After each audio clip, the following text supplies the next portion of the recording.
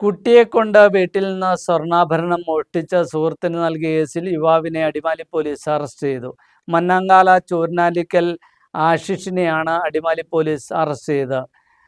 അലമാരയിൽ സ്വർണം കാണാതായതിനെ തുടർന്ന് 200 ഏക്കർ സ്വദേശിനിയെ വീട്ടമ്മ നൽകിയ പരാതിയിന്മേലാണ് ആശിഷ് പിടിയിലായത്.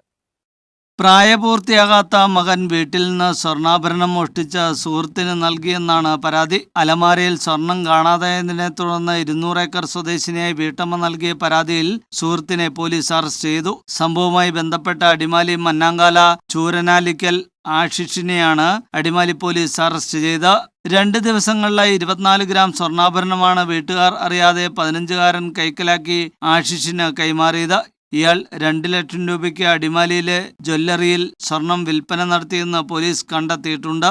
ഇതിൽ 40,000-ഓളം രൂപ സ്വർണ്ണാഭരണം വീട്ടിൽ നിന്ന് എടുത്തു നൽകിയ 15-കാരന് നൽകി. ശേഷിക്കുന്ന തുക വിനിയോഗിച്ചത് സംബന്ധിച്ചുള്ള കാര്യങ്ങൾ കണ്ടെത്തുന്നതിന് പ്രതിയെ ചോദ്യം ചെയ്തു വരികയാണെന്ന് അടിമാലി പോലീസ് പറഞ്ഞു. സ്വർണ്ണാഭരണം വിറ്റ ബാക്കിയുള്ള തുക ഉപയോഗിച്ച് ആശിഷ് പുതിയ മൊബൈൽ ഫോൺ, ബൈക്ക് എന്നിവ വാങ്ങി.